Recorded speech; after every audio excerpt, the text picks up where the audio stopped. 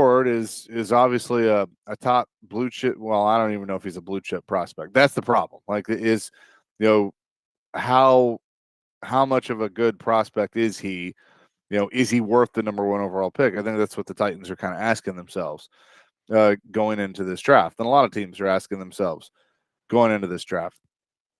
But I found it interesting. I always Trevor Matich must listen to radio when he's on with Jared Stillman, and he was on yesterday with Jared Stillman, and he kind of talked. And Joe and I got into this yesterday of talking about the importance of, obviously you want to look at the tape. The tape is important, but meeting with the player as well. This was Trevor on the importance of being able to sit down and meet with Cam Ward.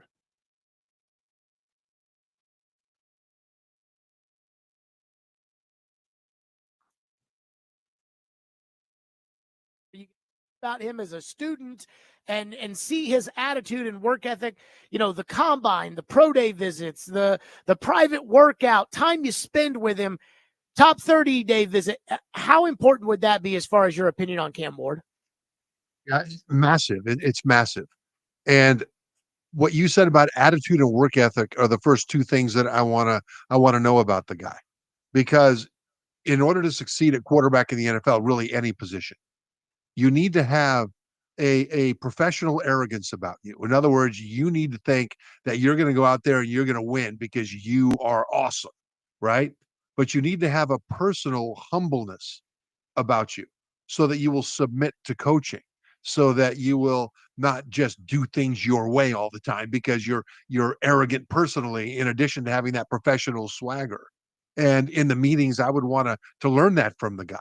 When I say something, when I offer a criticism, is he going to consider the criticism, or is he just going to scoff and say, yeah, well, that guy doesn't know what he's talking about, even though he's an NFL coach? That was Trevor Matich yesterday on Stillman and Company. I like that. But what was it? Professional confidence, I think is what he said. But you want to believe in yourself. You want to feel good about your abilities and everything. But I also like that you have to submit to the coaching. That's going to be the question for the Titans. If they sit down with Cam Ward, whether it's the top 30 visits or at the combine, wherever the case may be, are they going to get a sense in the short amount of time that they're going to spend with him that, hey, this is a guy that likes to be coached. This is a guy that's willing to, show us his abilities and his skills, but also be willing to listen to the coaching and what we have to say to help make him better. Because there's some guys that think they got it all figured out. Is Cam Ward one of those guys? I don't know, but I do think Trevor's right in that there's it's okay to have a little bit of that cockiness, confidence, however you want to put it. But is this a guy that's going to listen to what you have to say? You can watch the tape, you can see the skill, you can see the things that need to be worked on. All of that's there on the tape. But looking at the guy face to face, seeing the whites in his eyes, that's where you can really learn about some things. And obviously, it's still going to be a bit of a risk because you're not truly going to know until they get in your building and you actually see them work. Some people can interview well, but you obviously want to know how he ticks, so to speak. 615-737-1025. That's our phone and text line, driven by WilsonCountyHyundai.com. Nick, what do you think? With the conversation we had yesterday about kind of talking to a guy, you hear Trevor's comments, the comments of Cam Ward. I mean, I like it, a little edge, a little, like I said, borderline cockiness. What say you? Yeah, I mean, I'm in for the cockiness. I think you got to have that aura about yourself because, like, say, if you want to beat the man, if you want to be the man, you got to beat the man. And I think that's the mentality Cam Ward has. And it reminds me, I don't know if you got to see this or not, Chase, but when Jaden Daniels was interviewing with Brian Daboll and the New York Giants last year and was asking him to switch around a few plays, switch around a few, players in the formation. And he goes, well, what do you do on this certain play? He goes, throw a touchdown. Like, to me, that's the aura I have about a Cam Ward. If he carries that around with him, then this is a home run type pick. Yeah, no, I agree with you. And the thing too is, like, we're gonna see the clips like that of, yeah, this makes this guy look really good. they're not going to let some of the negative stuff get out that they don't like. But yeah, if I'm sitting there talking to a guy and he has a little bit of that, about him, like the confidence, professional confidence, however you want to put it, then I'm like, yeah, all right, that's a guy that I think could fit in this locker room, because we've all said it. The quarterback is the most important position on the field. You have to know as a team that you look at your quarterback and you see a guy that is making you think, yeah, he's got it. I trust him. I'm ready to go into battle with him. He believes in himself. He believes in what we're about to do. So I think that kind of stuff is certainly important. And that's the question that of many questions that the Titans are going to have to ask themselves, is that, are they willing to take that risk on a guy that, isn't really graded as the first overall pick? Because nobody, I mean, that's just kind of what this draft is. I mean, Trevor's been very high on Abdul Carter. I really like Abdul Carter. I know Joe's a little concerned about the size of Abdul Carter, but, do you go quarterback because it's the most important position and you need a quarterback because I think we've kind of proven that Will Levis isn't the guy? Or are you just going to say, look, our board's going to dictate this. We're going to take the best player available, and we think it's Carter or we think it's Travis Hunter. We don't think it's one of these quarterbacks, and you just live with it. That is the question moving forward. 615-737-1025. We are up and running on this Wednesday. Just Chase today. Big Joe with the day off. Dr. Crane hanging out as well, doing his thing. We'll have John McClain coming up at the bottom of the hour. But coming up next, we will kind of shift into that thought on Abdul Carter, because Trevor had some interesting thoughts on him as well. We'll do that next. Chasing Big Joe, presented by the Omni Nashville Hotel on a snow day. 102.5, 106.3 The Game.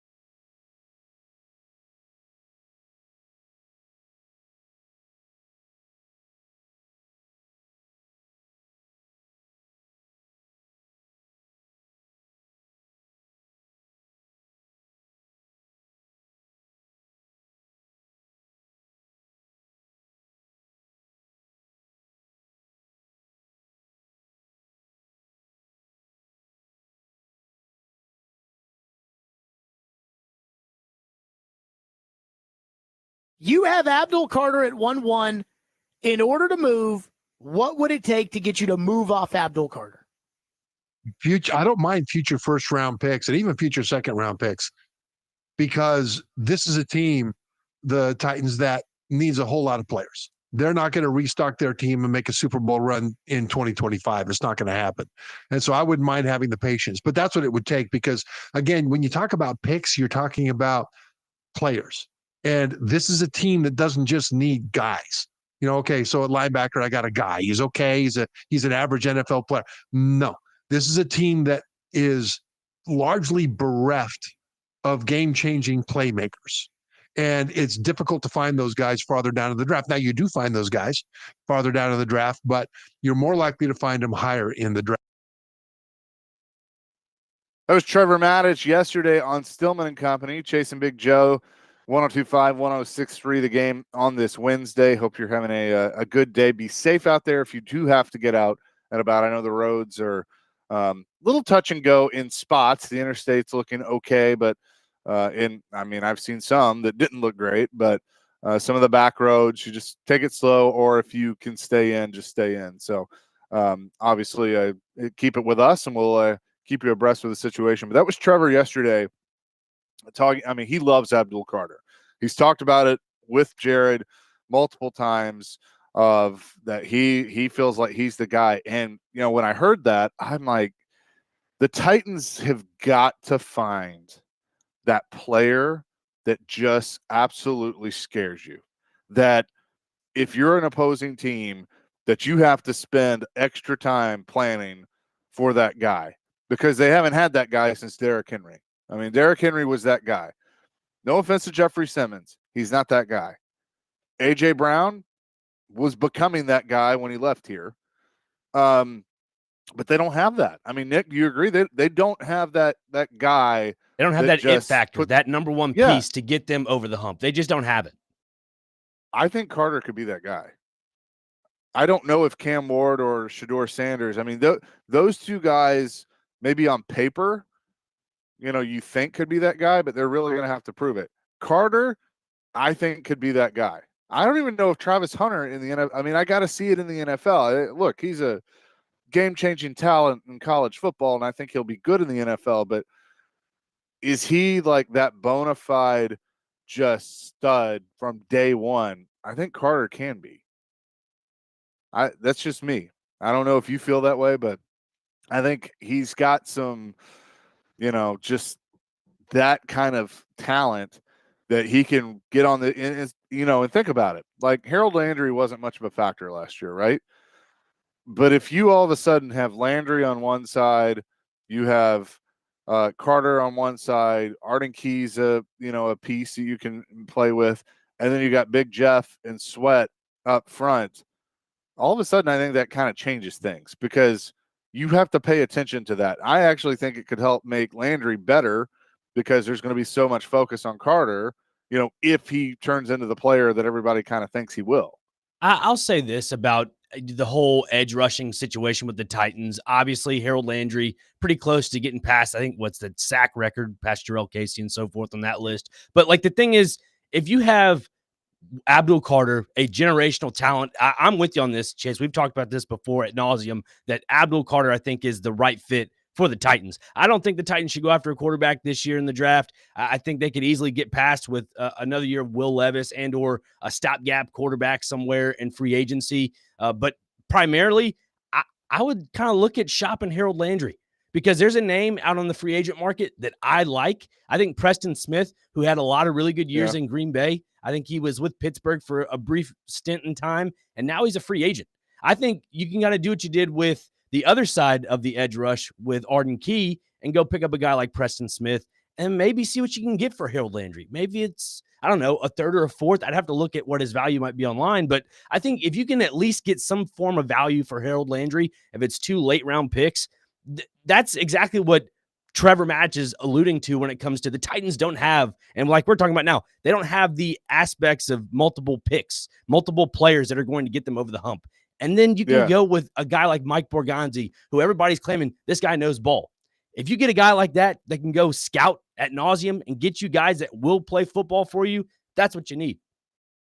Yeah, I agree with that. But here's the thing that we have to consider, because we kind of went through this with Rand Carthon. If Borgonzi was a great scout, that's awesome. He's not scouting anymore. Now he's relying on other people to go and do that work. I mean, and that doesn't necessarily go for your first rounders. I mean, the first rounders, you're going to do all the research in the world on those guys. Where the scouting is important is especially later in the later rounds, and finding some of those talented guys. But I just it's interesting that you say shop Harold Landry. I'm not opposed to that. I'm really not opposed to shopping anybody. I think anybody on this roster that is under contract, I would answer the phone for. There's nobody, I mean, maybe some of your rookies from last year, but I mean, if somebody called about Jeffrey Simmons, I'm going to listen. I can say no. If I don't like it, I can be like, it's not going to do it for me. But if New England called because Vrabel just absolutely wants his guy and says, look, I'll give you, a second round pick or whatever for Jeffrey Simmons, I'd probably do it. I mean, there's no probably, I would do it. I mean, so I think you should listen on anybody. I think we're in a new era now with the Titans, and I think Titans fans have to realize this. You have to turn the page, and yes, Jeffrey Simmons is a fan favorite here in Nashville. I'll say it. I was one of the first ones on this station to say, you know what? As much as a Mississippi State fan I am, Jeffrey Simmons is great. I think you have to start shopping for him. That was early last season. That was, I think, the week of Miami. And people were just kind of scoffing at that comment. But in reality, you have to think 7 to 8 steps ahead of where you need to be in the future. Because this is the NFL, as people say, not for long. You have to look at it like that. Like that, it's a business. It's not sunshine and rainbows. It is business. You have to do that. Yeah. I mean, you got to perform. That's the thing that has to happen in the NFL. And, that's what they need from all these guys. But do you guys believe that Abdul Carter can be that game changer, game wrecker, whatever adjective you want to use, that the Titans, haven't had before? 615-737-1025 is our phone and text line, driven by WilsonCountyHonda.com. I'd be very curious as to what people would say to that. So I mean, I do. I just want them to get this right. Whatever they do, if they sit and pick at 1, if they trade the pick and, move back a few spots or move back a lot or whatever, just get it right. Because, again, I'm going to keep bringing this up. Obviously, I was a big fan of John Robinson. I'm not hiding that. Did he have some bad drafts at the last 3 years? Yeah, he did. Was the AJ trade, that's always going to live with him. But the last time the Titans had the number 1 pick, he got it right. He traded out. He used that to get a ton of draft capital that gave you Derrick Henry, Kevin Byard, Jack Conklin. I'd have to go back and trace the whole thing, but with the drafting he did, he got some pillars for this team that became core players that got you to the AFC Championship game, got you the number 1 overall seed. No, you didn't win the Super Bowl, but you at least were in the running and had a shot. He hadn't even sniffed that the last few years. And yeah, some of you are going to blame that on J-Rob. That's fine. But I think that's where the pressure is on Borgonzi and Chad Brinker of they have this golden ticket at number 1. They can't screw it up. Because if they screw it up, there's no coming back from it. And that's going to be the issue with them. And I think Titans fans, are, I don't even know if patience is even a word in their vocabulary anymore, and I get it. But, Amy's obviously shown her impatience because she's now fired 2 GMs in the last 3 years. She fired a head coach. So, I mean, she's also looking ahead to that new stadium, knowing that she wants a championship contending football team to open that stadium, not what they have now. So they have to get this right. There's no question that they have to get it right. Coming up next, we'll get John McClain's thoughts on all of this and much more that we've been talking about here on the Chase and Big Joe show. Broadcasting from the Busy Bee Plumbing, Heating, and Air Conditioning Game Nashville studios. home of the $99 yearly Beehive membership, where the buzz is always about great service.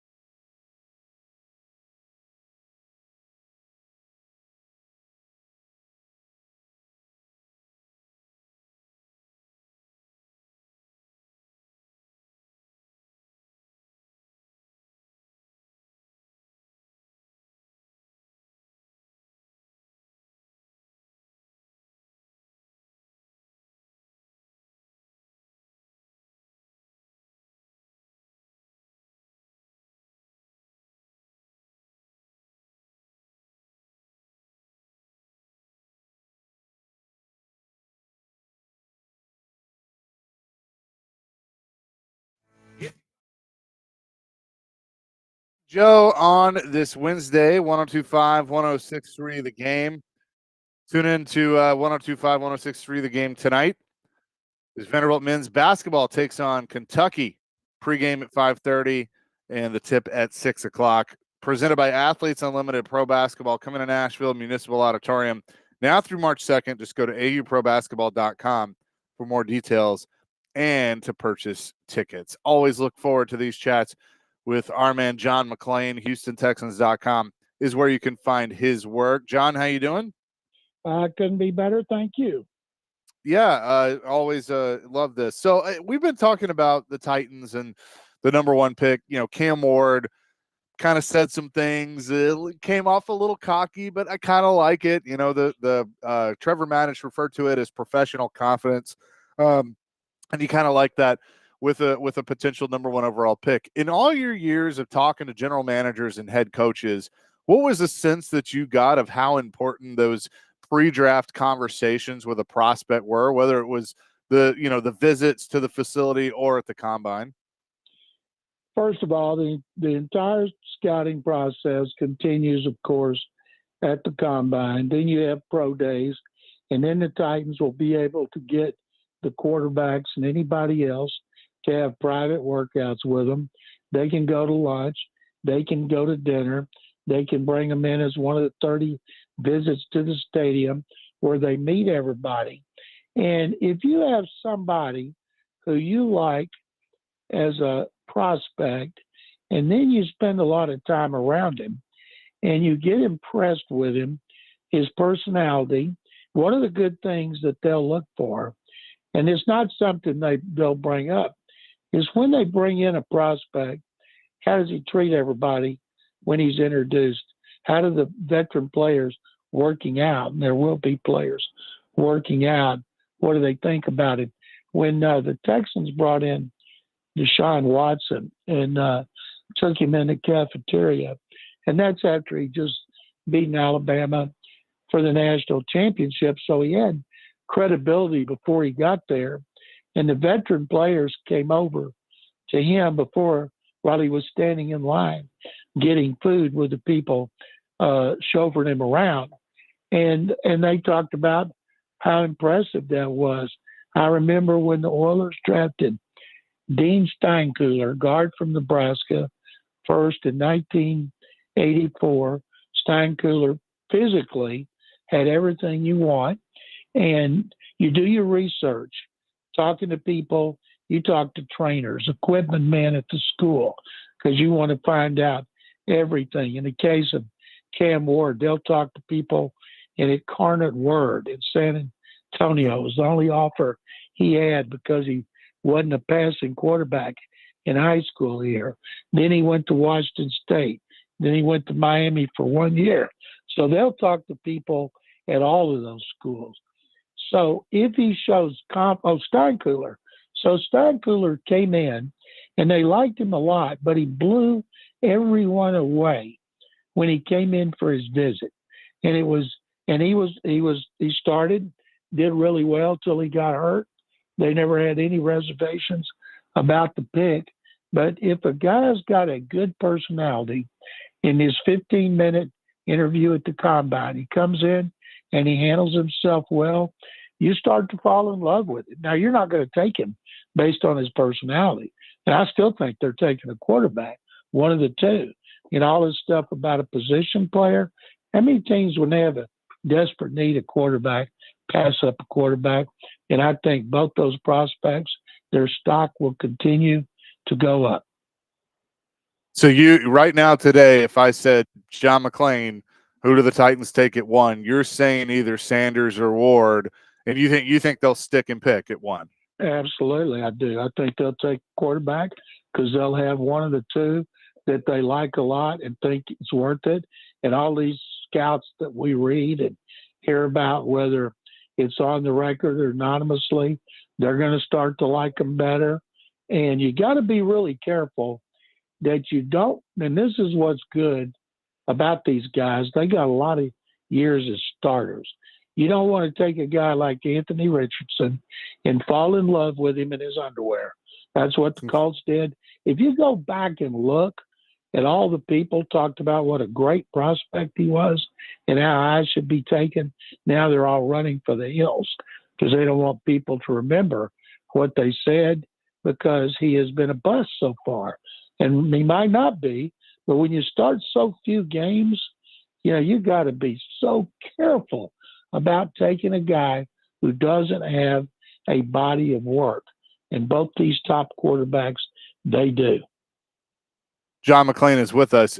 My opinion on this has been the Titans have to get this right. Whatever they do, if they stick and pick and take a quarterback at 1, if they trade back to 3, or they trade back later in the draft, whatever they do, they cannot afford to get it wrong because of where the franchise is. And at the same time, I want to see them come away with a player that, and it may not be right away in his rookie year, but at some point, like when you play him, he puts fear into you. He's a guy that, oh man, I really don't want to play that guy. And I wonder, outside of Abdul Carter and maybe Travis Hunter, I wonder if those quarterbacks could do that, because to me, I think that's so important for a team to have that type of guy like they had with Derrick Henry. And they didn't know they had with Derrick Henry when they didn't. drafted him in the second round and didn't play him the first couple of years. And I remember going back and looking up before Texans games. I always did a thing about how bad the Texans were against Henry.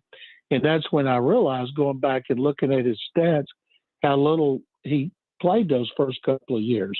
And Texans wouldn't have known he existed.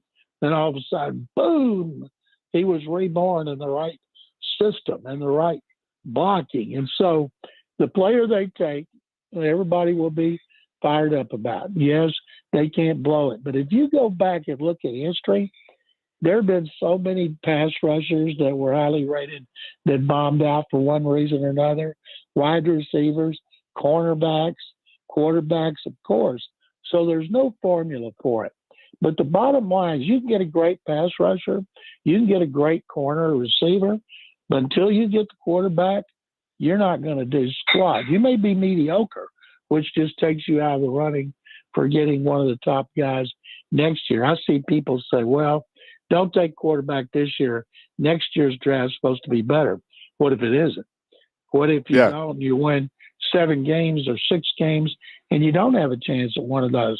You can never base your pick on what happens next year. And Brian Callahan knows that.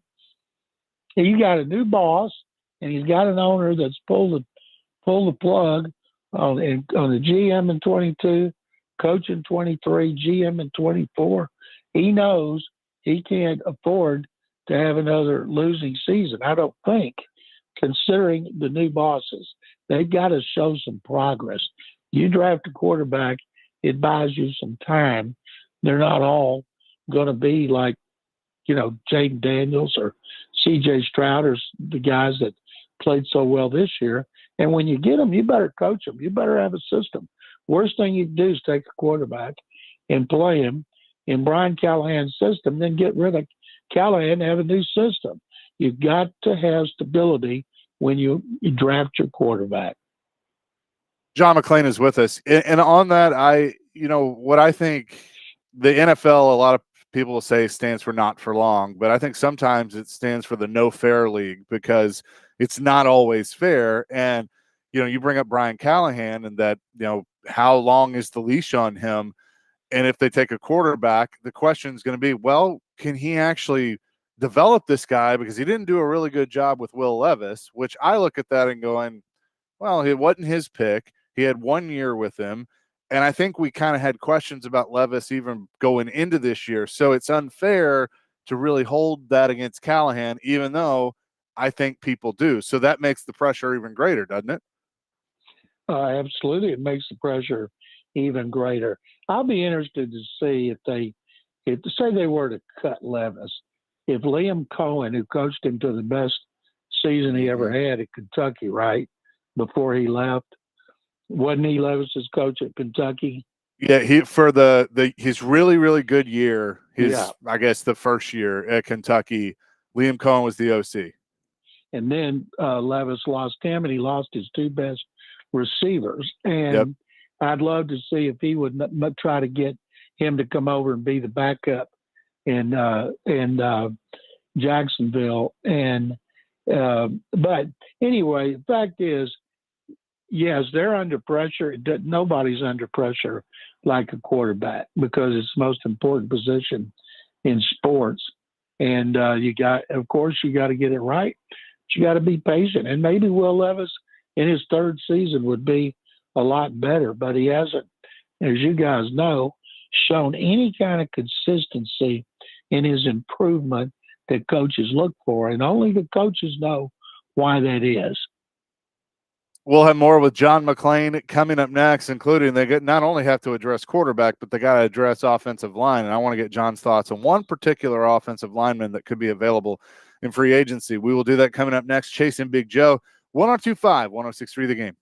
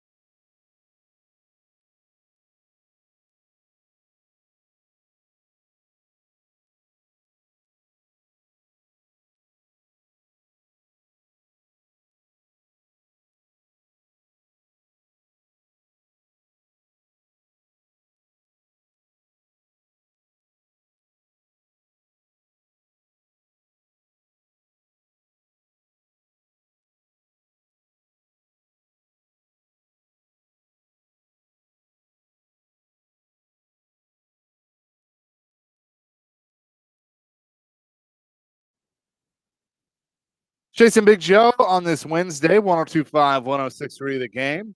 Continuing our conversation with John McClain, HoustonTexans.com is where you can find his work and discussing, the Titans and their offseason. John, it's looking like the Kansas City Chiefs is now the franchise tag window is open.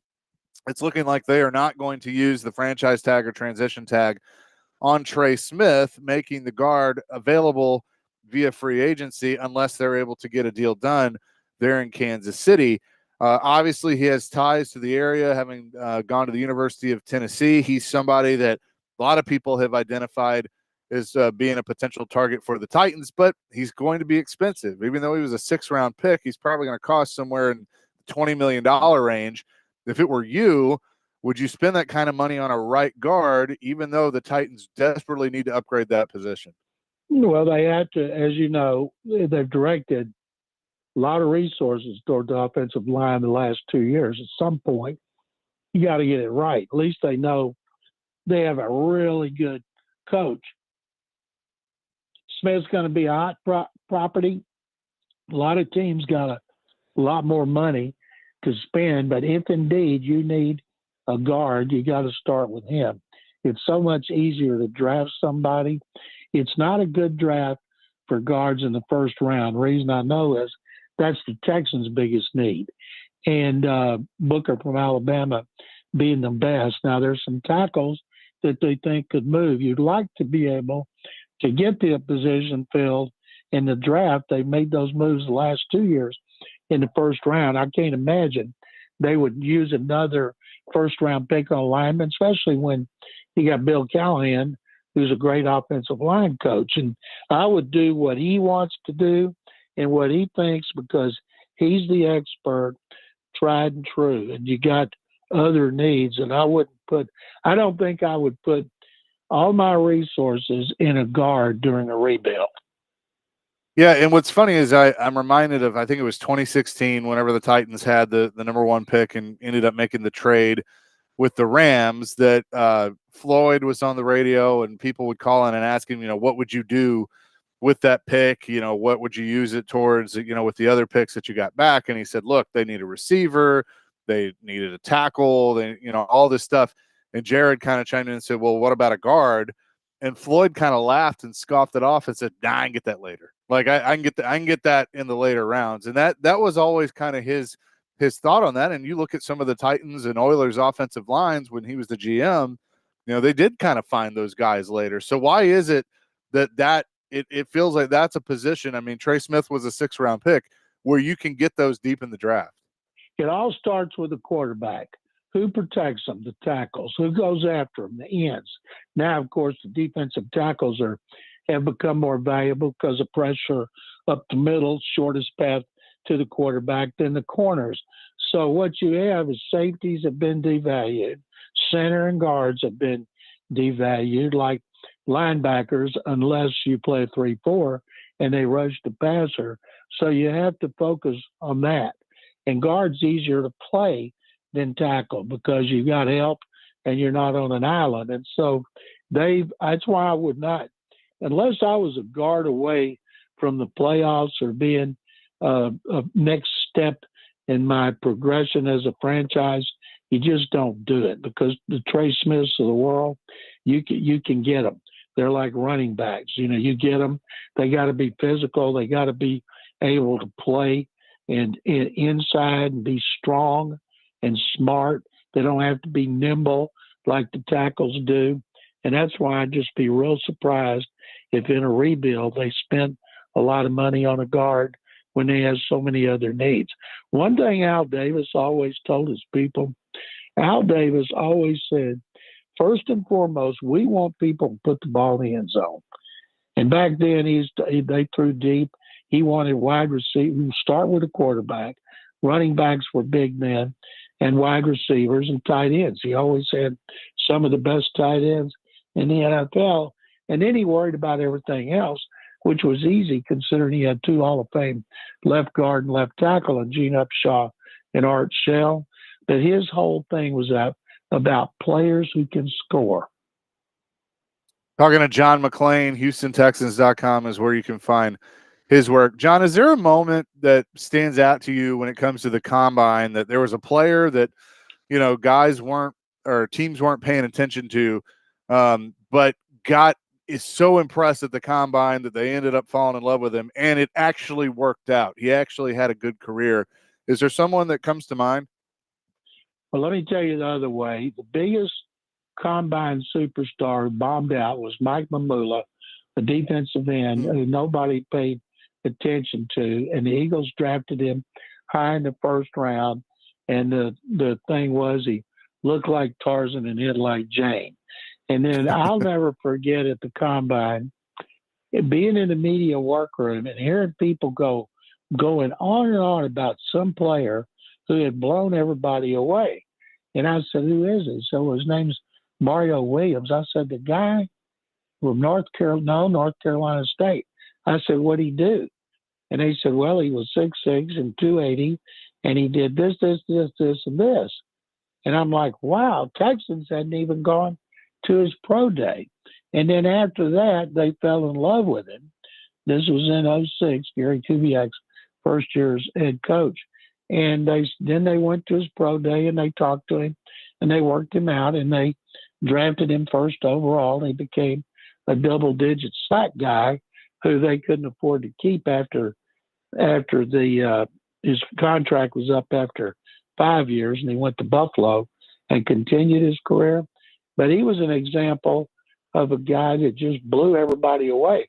I did a story a couple of years ago at the Combine on Mario Williams and J.J. Watt's combines. J.J. was a nobody, not a nobody, but people weren't talking about him like he was a somebody, and he had numbers similar to Mario Williams, and we all know how that turned out. They got him 11th overall. So there are guys the Titans will see at the Combine, but I'm not thinking they're going to do like the Texans did with Mario Williams and have that be where he catapulted himself up to the top of their list, and they kept him there and drafted him. That is rare. Do you remember when, I think it was 2008, when the Titans kind of fell in love with Chris Johnson? Where was he talked about that much at that combine? No, the only thing people knew about Chris Johnson, he was fast, and you're worried about his durability, and of course he turned out to be worth the pick. And you don't see guys that fast that are as productive as he was. Most of the guys that have speed, if you go back and look, the strongest guy in the combine every year, 90% of them don't turn out to be good NFL players. And I don't know why that is. You go back and look up all the top bench presses. And a lot of the fast guys, especially wide receiver, they bomb out too. That's why it looks good for us in the media, and the fans go crazy when they run great 40 times. But, man, there's more misses than hits. Yeah, that is for sure. John, always appreciate the time. We'll talk next week. Chase, I look forward to it. Thank you very much, as always. Yes, sir. John McClain joining us, HoustonTexans.com. That's where you can find his work, and always has great knowledge when he comes on the show. We'll have more coming in hour number 2. Tim Corbin going to join us at the bottom of the hour. We're going to do some Preds as well. Chasing Big Joe on this Wednesday, 102.5, 106.3 The Game.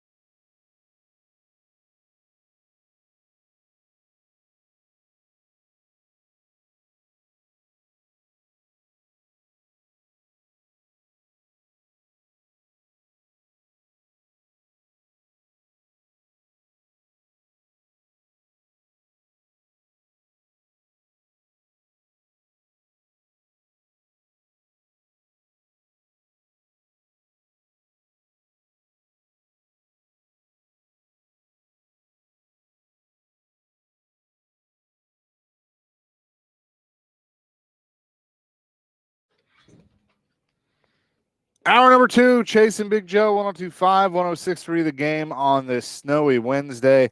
Hope you're having a good day, a safe day, as a safe day on this Wednesday. Chase McCabe here, Big Joe on the go has joined us. Hello, JoJo. Hey, buddy. Good morning to you, man. Hey, good morning. I know it's kind of been a tough one for you, but glad to have you on the show. Yeah, thank you. We had to put down our dog this morning and up all night with her, man. If you got a dog, you know this. I mean, just love him, kiss him, hold on to him, and it's just up all night patting her head. I mean, I haven't slept in probably 36 hours, but it's not about me. I mean, it's just if you say goodbye to a dog, man, it's just it just rips you apart, and you know you can't save him. You know, I tried to save her, and you can't save him, and you just anyway. Just those out there, and you've lost a dog, you know exactly. I'm telling you, when my mom passed away, it was awful, but when my dog passed away about 8 years ago, it was equally as painful, and I'd never experienced that pain back to back like that. So, you know, it'll take a few days to sit around and and realize that she's gone, and then hopefully the memories come crushing in, and you remember all the good times, man. But it just sucks. I mean, and God bless veterinarians who you don't go to vet school to do this, to put down somebody's dog. I mean, is there a vet playbook for this? I don't know, but God bless the vets who do this. I mean, this happens probably tens of thousands of times every single day. And to the vets and the techs and everybody that works with them, God bless you, man. You're powerful and you're loved, and your care and concern is something else. But I can't sit around. I can't sit around and look at a blanket, or I'd rubber belly on, or her toy over there. I'd steal from her and hide it. I mean, you can't. I can't sit around. So coming here and get back into the highway of life is therapeutic, and for some, it's like but for some, understand that. So I'll be better, man. But I'd have to come into the ring. I just had to go somewhere. I just couldn't sit around. Yeah. So that's I get it. And, we obviously thoughts and prayers were with you and still with you, and we're thinking about you because we were texting some last night, and I know that everything was kind of happening. But it's what's crazy is I think we hurt this much because dogs mine's sitting right here next to me right now, because they just show the love. Like, you always look at them and it's like everything they do, even though they may annoy you sometimes, Sawyer, is all love based. It's because like, he's sitting right here because I had him put away where I could do the show, and he got out, and now he's like sitting here staring at me like, hey, look, here I am. You're right. Every feeling you have for your animal is pure love. I mean, it's pure love that you have for them. And, with friends and that, like, I remember one time he pissed me off that one time that, the dog doesn't care, or your cat, but in this instance, the dog doesn't care that you had a bad day at work. It's like, hey, man, you're home. All right, what are we doing now? So I get it, and it's just it's awful. And and there are some, when you say goodbye, there's some who don't want to be in there, and that's fine. It's up to you. But I just wanted the last thing that she saw was all of us and holding her head and everything like that. But again, God bless the vets who do this. And if you got to go through it, man, it's the quality of life thing when you know that it's just not getting any better, and nobody's going to suffer. I can't let anybody suffer. And then it's just, it'll hit me hard about a week or two again. All right. Like that. Yeah. But, it's just, and then those are like, well, I'll never get a dog again. Yeah. Then don't say that, because that your dog that just passed would want you to show that love to another dog or cat, whatever that goes on. But God, it just sucks, man. It just really sucks. Here's the thing that I'm convinced of, because you said it. We talked about my friend Amber having to put her dog Lucy down. God. A month or so ago, and it's like you don't pick them; they pick you. Yes, that's generally how it works. Like, Sawyer picked us. Then for better or for worse, he picked us. Right. But that's just kind of how it is. And so people, dog owners or pet owners that have to put one down, and they're like, I'll never get another one.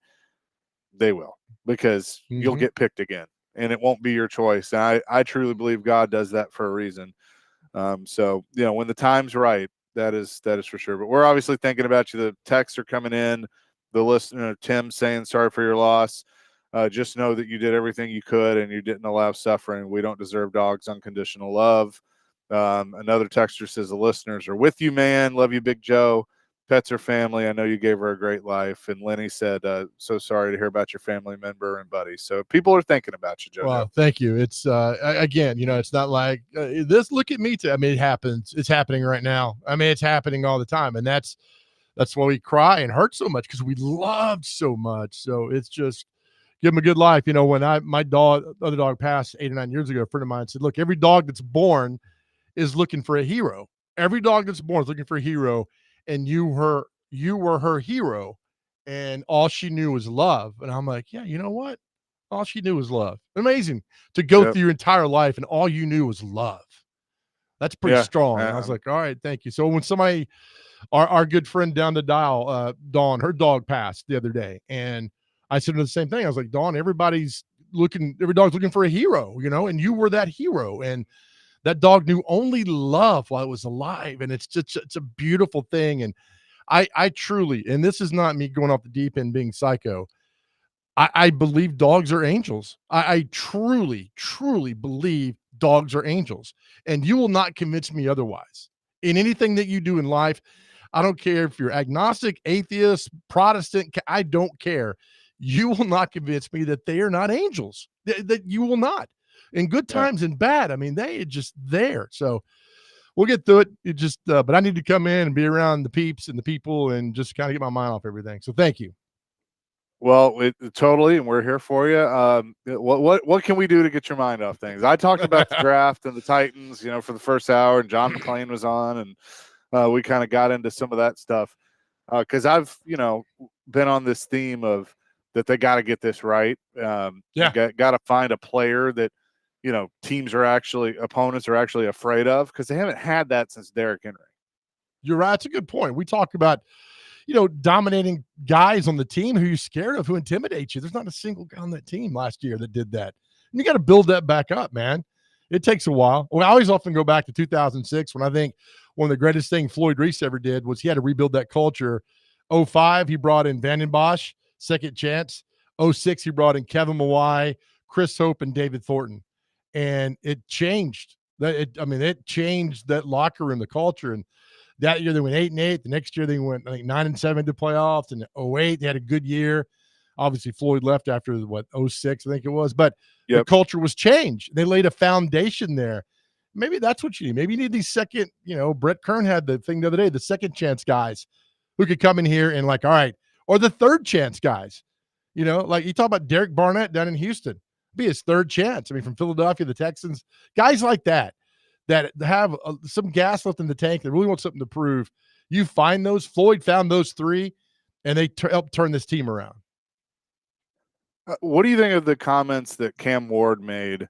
I guess this was when he got the Davey O'Brien Award on Monday night. He said, quote, "Okay, you're either going to draft me or you're not. If you don't draft me, that's your fault. You've got to remember you're the same team that's got to play me for the rest of my career, and I'll remember that." End quote. But whatever. That's fine. I kind of like it. I mean, a little bit of cockiness, or as Trevor called it, professional confidence. Didn't somebody else say that too? Caleb Williams said, although he went number 1, was like, if y'all miss on me, I'll remember who you were. I was like, oh, that's great, I think a lot man. of people, Deion kind of said that, did he not? Like when he was coming out of Florida State? Oh, his thing was he's going to ask for so much money from the Falcons, they're going to have to put him on layaway. Oh, yeah. That was sitting there with Sue. What's the legged girl's name? Oh, she's on, Susie Colbert. Not Susie, it's the other one. She's on Real Sports with Bryant Gumbel, the blonde. She's really good reporter. She was sitting with dadgummit, Joe. I can't think right now. Melissa Stark? Nope. She's on Real Sports with Bryant. It was on ESPN. Oh, Andrew Kramer. There we go. Kramer. Yes, sir. That's it. Sitting right next to him. It was just a funny line, but I don't need the bravado, man. It's like, if you draft me, I'm going to come and I'm going to work hard to win games, and that's it. I'm going to, what if he does go to a team and the first game is against whomever that they passed on me? I mean, do you want that being the talk the whole week about, instead of going out there and just playing your game and work hard to win? I don't know. Yeah. 615-737-1025. That's our phone and text line, driven by WilsonCountyHyundai.com. Big Joe is in the fold, and we're glad to have him here.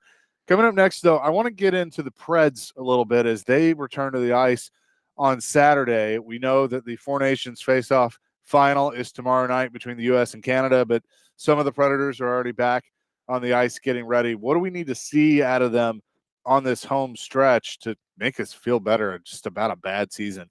We'll discuss that coming up next. Tim Corbin at the bottom of the hour as well, here on Chasing Big Joe, presented by the Omni Nashville Hotel, 102.5, 106.3 The Game.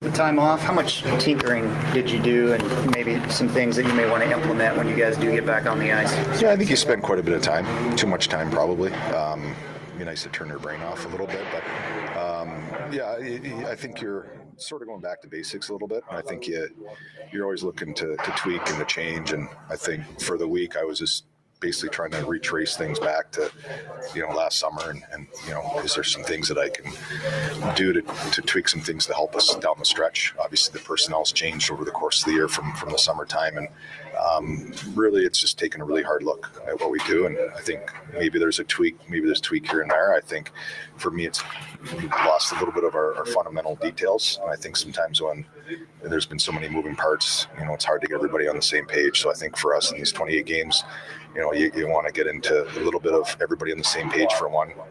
Can we get a little better connected? Can I do a little better job helping them with their strengths and getting us in a little better spot? And I think that's kind of where you self-reflect and look to not tweak, but to maybe reemphasize some of the things that slipped in our game. I think this year, obviously with all the injuries and things that aren't going right, you're constantly plugging holes, and it was a good time to take a step back. And are you plugging too many holes and you lose a little bit of what your guts are, what your heart is? And that was kind of what I was trying to determine over the break. That was Andrew Brunette yesterday, I believe it was yesterday, with the media talking about kind of resetting after the break. Chasing Big Joe, 102.5, 106.3 The Game on this Wednesday. And the question now is, look, I think we've all ruled out playoffs. A miracle would have to happen. They would have to go on a tremendous run, would have to get a lot of help. They've as he said, made a lot of personnel changes. Jeremy Lozon, it came out, is going to be out for the rest of the season, 4 to 6 months with a lower body injury. So they've lost him for the year. They had claimed Andres England off waivers, so he'll kind of get into that spot. But I just, I think you kind of have to rule out playoffs at this point. So what do you want to see moving forward? I think, if we're being fair and having a real conversation, I think Andrew Brunette knows the pressure's on him as the head coach, as the one that designs this system, that it hadn't worked this year. So he's got to find a winning formula, for him to stay in the fold. Now, I do kind of think he will. I think the Predators are being patient. I think that they're kind of chalking this up as it was a bad year. Let's reset and get after it next year and hope that things are going to be different. But I do think if you're Andrew Brunette, you certainly want to look at this and try and have a good showing in the last handful of games of the season. Well, what's the marker of, all right, we're done for this year, let's look forward to 25, 26? There's got to be a marker, right? If you lose trade deadline, is that the marker where it's like, all right, we're done? Yeah. I think, what if you come out? And I kind of think they're at it because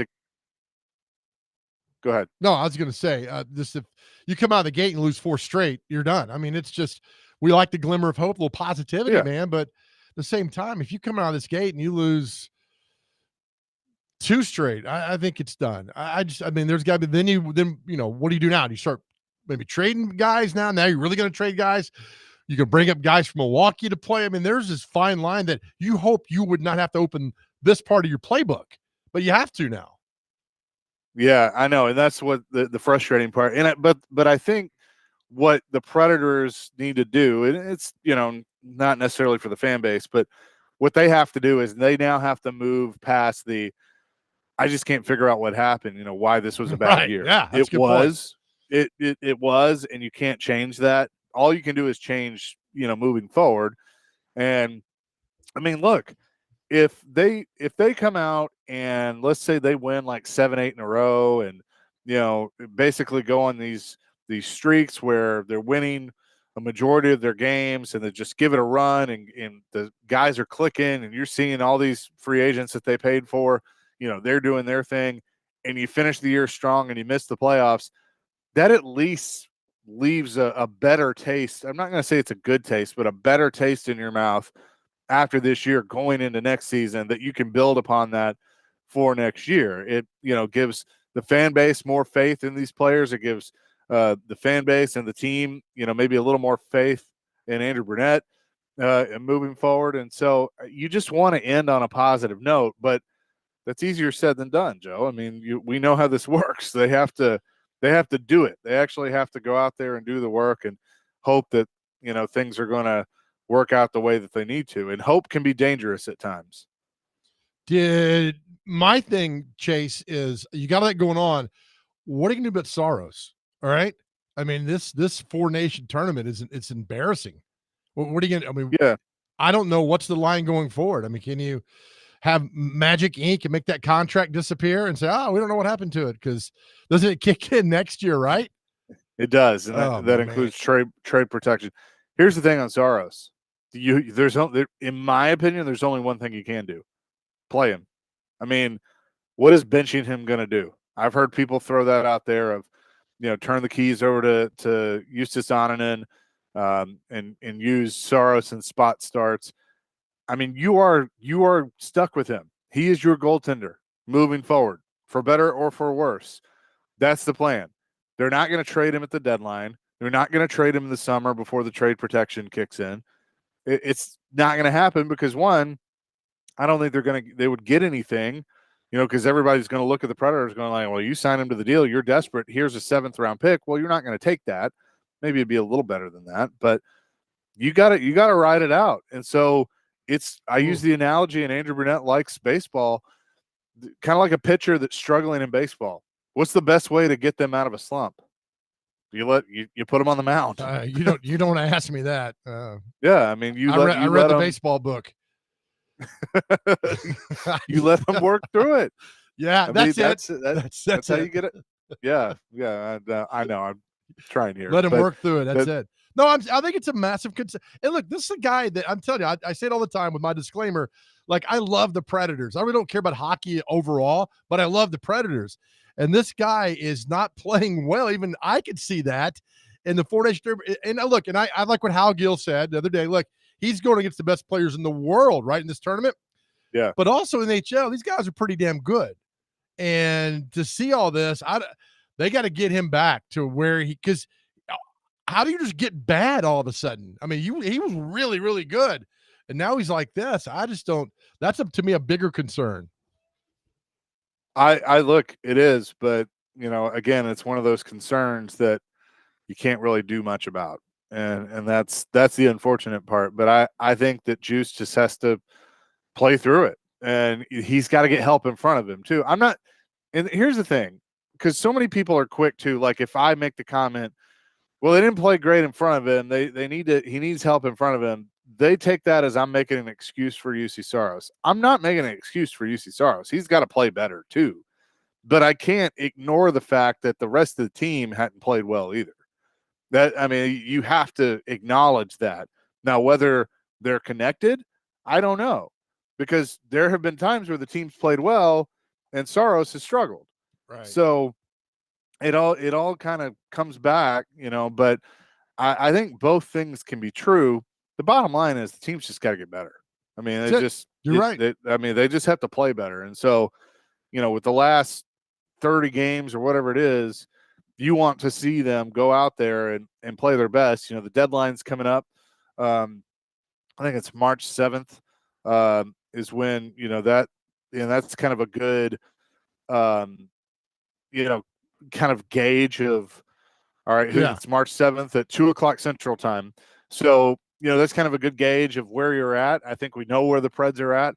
And so there are some guys that, like a Colton Sissons or Michael McCarron. Obviously Gus Nyquist, who scored a goal in the Four Nations. I mean, he's probably the big fish that'll be dealt with 1 year left, being in the final year of his deal. So I think that, obviously that's tough for a locker room to know that there's some guys that, they're here today, they might be gone tomorrow, but that's the business part. And right. I think that Barry Trotz has to now look forward instead of, behind and in the now, and do what's best for the team in the future. And if he can get some assets by trading away some of those guys, even though it would be tough to do, a guy like Colton Sissons, who spent his whole career here, he's one of the few that have played for every head coach in Predators history. Right. You would hate to see him go, but that's a part of it. And so, I mean, if Barry can get some assets that he can use moving forward to make this team more of a contender, then I certainly think he'll do that. Because the positive in all of this is, you do have some building blocks for the now, but you certainly have some building blocks for the future. And it's rare that you can say that you have both. They are 18 points behind in the if you take the top 8 teams in the Western Conference, 18 points behind. They have 45, and then the Vancouver's got 63. So that's 9 games you got to win and hope that Vancouver loses 9 games, or the Kings are 20 points ahead, or the Avalanche are 23 ahead. It's just, but you can't go to the second part now and like, we're so far behind. One game at a time. I mean, they still have, there's what? Let's see here, 28 games left. They have 54. They have 28 games left. Yeah, something like that. So go out and just win the next one, and then win the next one after that, and win the next one after that. I know it's kind of cliche and kind of silly, but truly, that's it.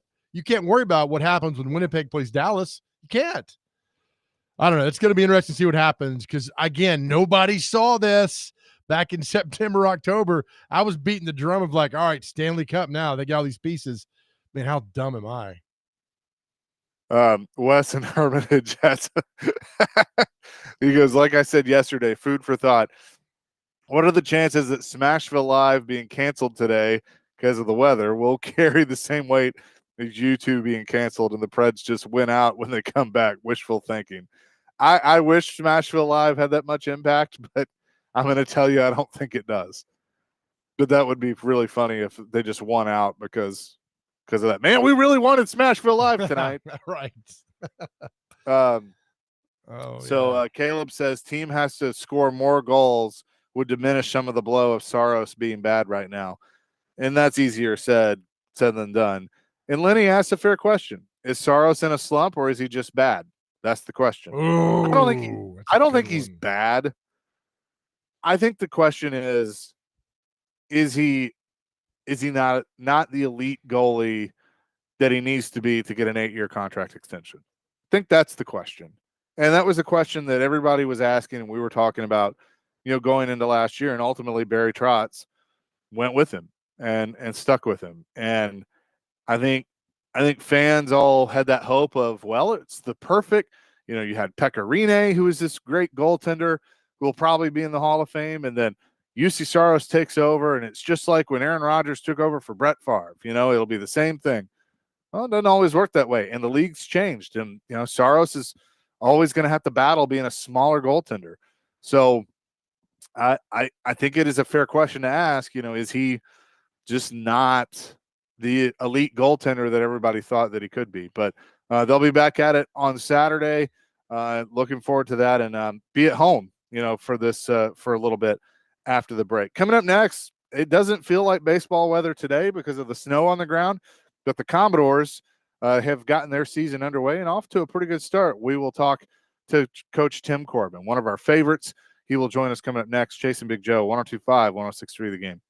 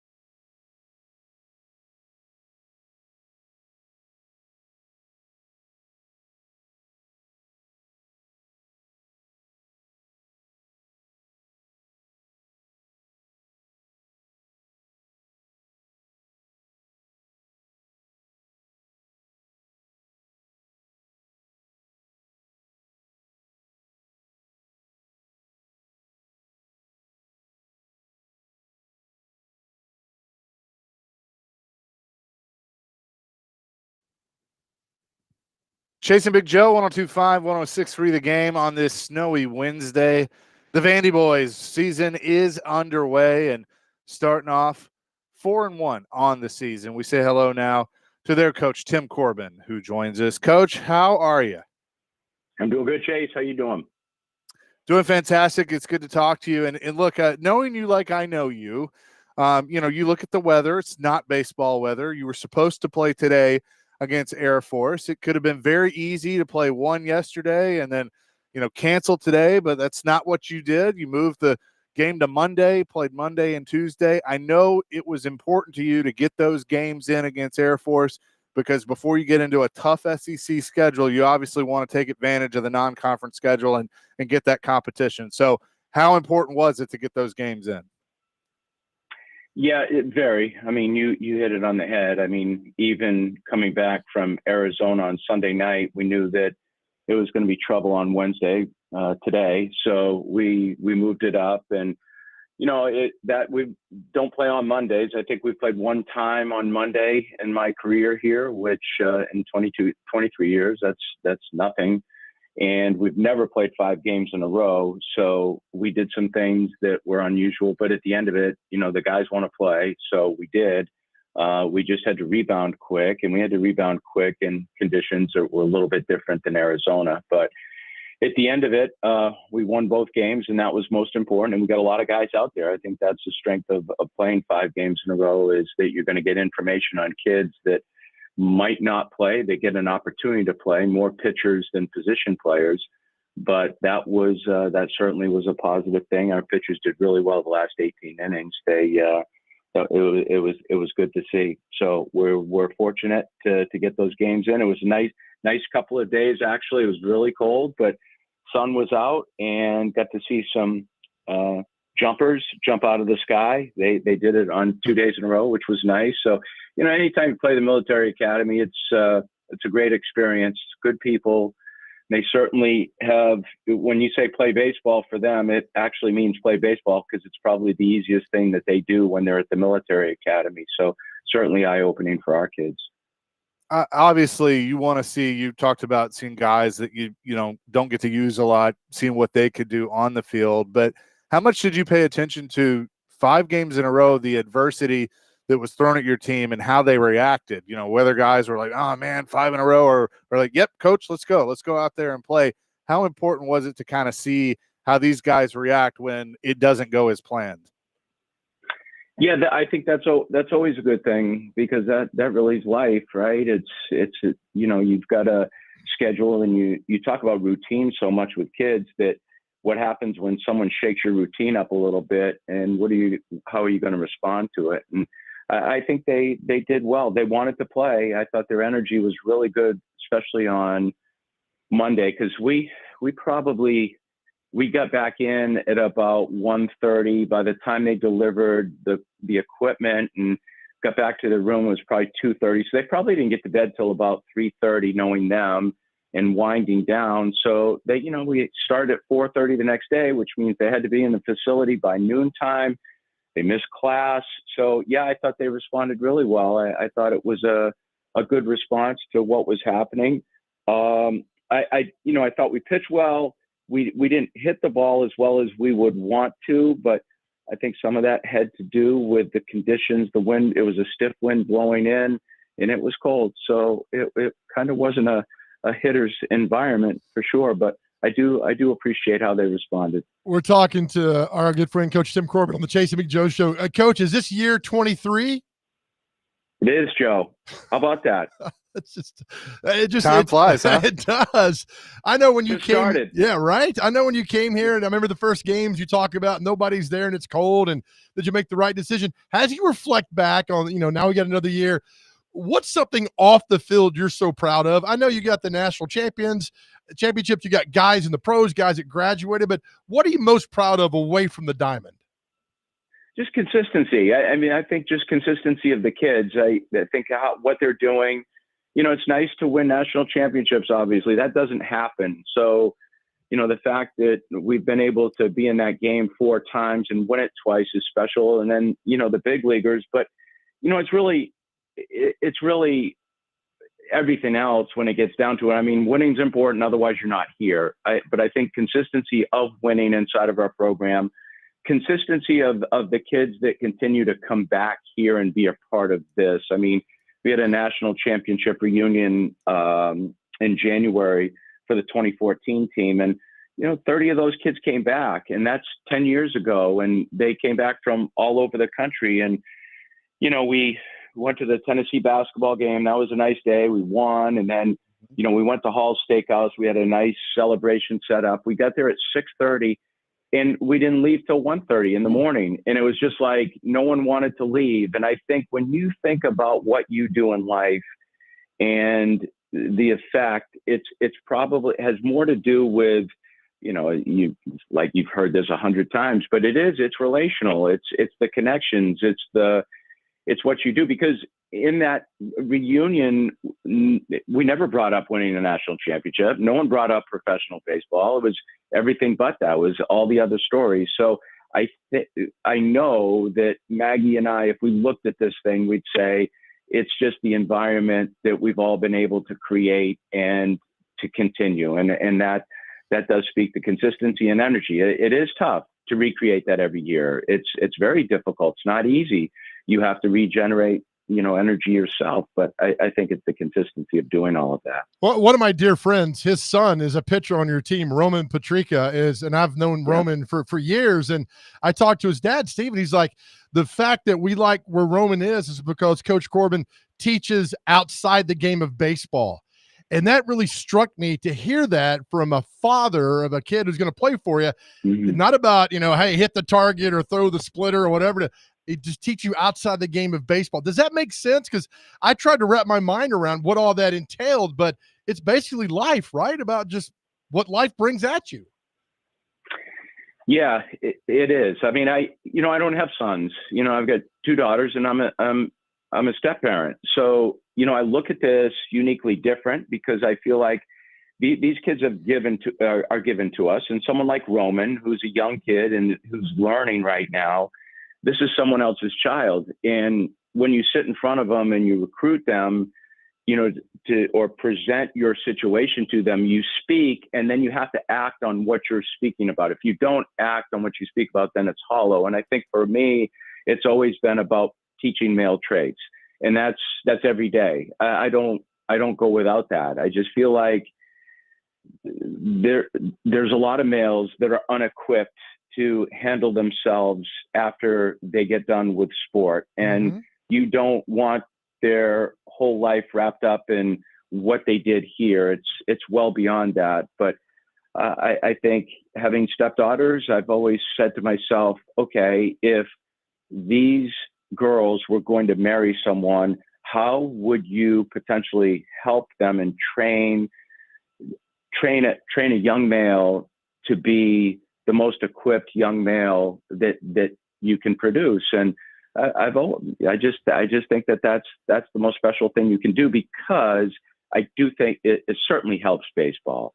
You're always on the skills of baseball, the bat, the ball, and the glove, but you can't even tap into those skills if you're not personally equipped, if you're not comfortable in your own skin, if you're insecure as a human being, and if you're posturing all the time and trying to be something that you're really not. I think vulnerability and being someone that you are, and letting yourself go a little bit and letting people see the inner fibers of who you are as a person. I think that's how you build teams. I think that's how you build trust within a group of people. And in a day and age where academics is loosely tethered to athletics, yes, where 10 years ago it was, now it's not, and the color of green is the most powerful thing you have. Well, that doesn't have to be the thing. I'm not going to run away from that just because the question you get all the time is, what do you think of the portal? What do you think of NIL? Well, it is what it is. So we're going to operate in the way that we can to best reflect the values of the school, but more importantly, grow these kids and let them know that's not the end all to what they're doing right now. Oh, that's so beautifully said. I real quick on this one, and you've got another great team. You've just great kids over there and all that. You've had them every single year. in your 23 years, is there one kid that you desperately wanted to come to Vanderbilt but went to the major league when he got drafted? I'm just curious if there's one guy you secretly wished you could have had at Vanderbilt in these 23 years. Well, there's several, but I think Volpe, because he's so new, Anthony Volpe was a kid that I really wanted here for all the right reasons, and not because he would play shortstop for us, which he would. Jack Leiter and he were from the same school. It's called the Del Barton School. And to be honest with you, initially we thought Jack was more of a risk just because, Al, they had close ties with Major League Baseball. The reality was, because Al didn't go to college and Lori, the mom, they really wanted Jack to come to college. But more importantly, Jack wanted to come to college. He turned down a lot of money to come to college. Anthony Volpe was the young kid that college, he was straight A student, was just an incredibly mature young kid, but it was school. The underlining factor was that the family had season tickets for the New York Yankees for 20 straight years. Wow. And so when the Yankees called, it became a little bit different. That probably was the only team that he would have signed with. But that kid he's just a beautiful kid. Like a lot of our kids, he was just very equipped for the college environment. And I thought this is where he belonged, but didn't happen. And that one hurt. That was a gut punch, because I just felt like that was the right kid in the right environment. Tim Corbin is with us. Corbs, it's always great to catch up with you. Really looking forward to the season. I know the SEC is going to be tough, but it's also going to make it fun to watch. But thanks so much for doing this today. Yeah, thanks, Chase, Joe. I always appreciate you having me too. Thank you, guys. Awesome. We'll do it again soon. Corbs, Thank Tim you. Corbin on with us, Vanderbilt baseball coach, as their season is underway and 4-1 to start the year. We'll come back with what day is it and celebrity birthdays. It's Chasing Big Joe, 102.5, 106.3 The Game.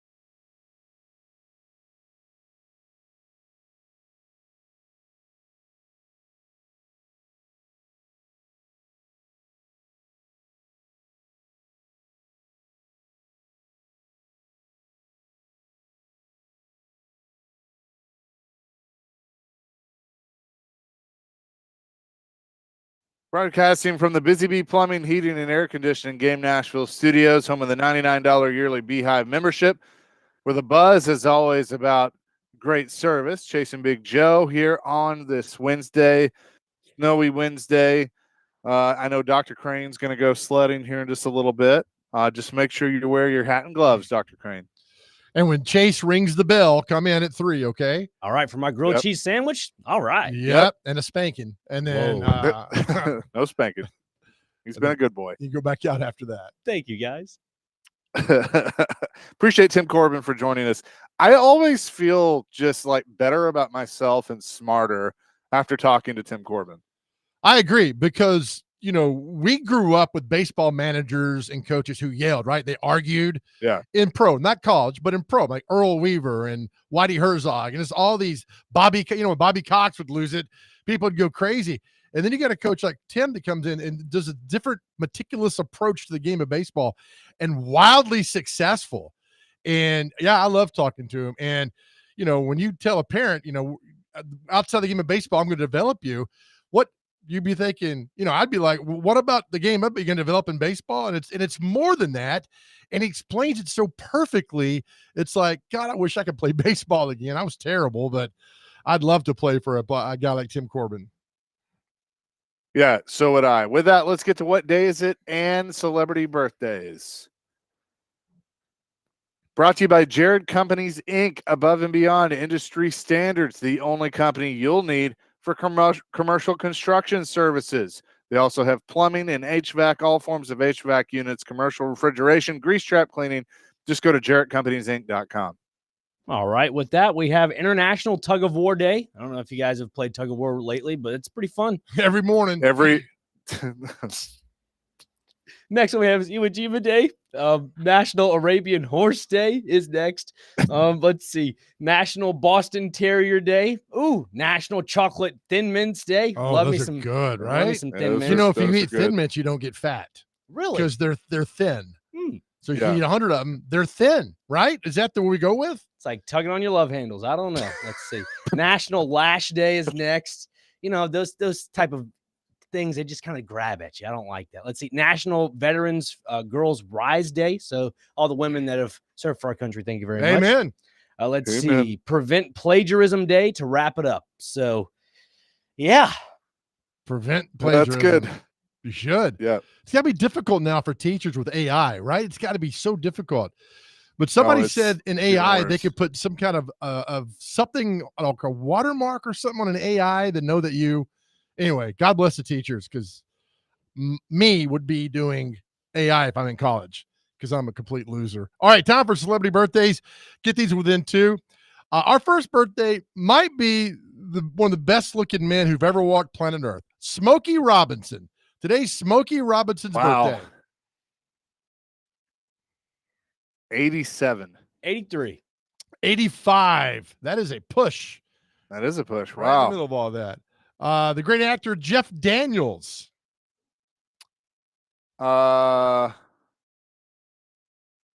64.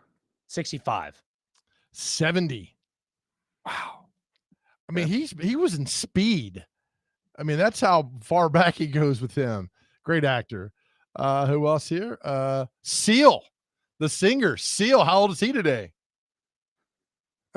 Seal, I'm going to say is 56. 58. 62. Benicio del Toro. Today's his birthday. 63. 65. 58. You guys are doing good. Proud of you Yeah, we guys are. today.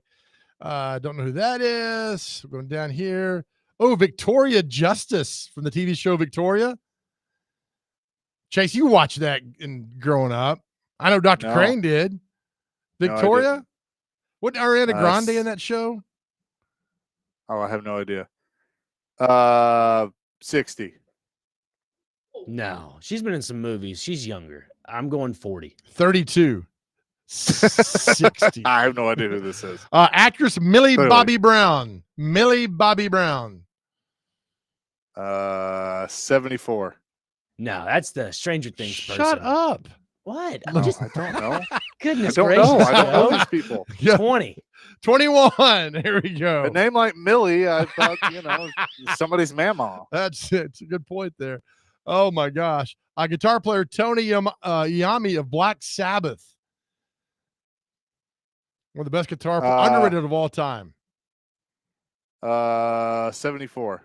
65. 77. McGavick High School graduate, former news anchor, Lorianne Crook from Crook and Chase. How old is Miss Lorianne today? 67. 60. 68. We're tied at 1. This is good. Actress Justine Bateman. Wasn't she in Family Ties with Michael J. Fox? Mallory. 61. 58. 59. Dr. Green's up 2-1. I like this. Hold on. We got a few more here. Singer actor Haley Duff. She was in Napoleon Dynamite. 44. 51. 40. 3 left to go. Dave Stewart, the owner of the Nashville Stars baseball team that's coming here in 30 years. Dave Stewart is 67. 65. 68. We're tied at 2 with 2 to go. Roger Goodell. McCamish. Roger Goodell, I'm going to say is 61. 63. 66. Our last birthday tied at 2, and I'm going to butcher his name. Nikola Jokic for the Nuggets. Did I say his name Joker. correctly? Center. Okay. All right. Yeah. This is it. This is for you guys are tied at 2. Bring it home. 28. 29. 30. Dr. Crane at the buzzer. Ugh. He wins 3-2. You won 3-1 yesterday. Good job, Dr. Crane. Thank you. The price is right. That was, wow. Well done. That is going to do it for us today. Hey, thanks again to everybody who's reached out this morning on the passing of my dog. Again, cherish the ones who are around you. Love each other. Take care of each other. Remember the special moments, and always, always let bad things get away from you. Don't let them frustrate you during the day. Love each other. Be yourself. Love God, and we love you. And just we live for another day. All right, thanks, Chase. Amen to that. Peace, love, rock and roll. DVD coming up next. Stay safe on the roads and in the snow. Have fun in the snow. We'll be back at it tomorrow at 9 here. 102.5, 106.3 The Game.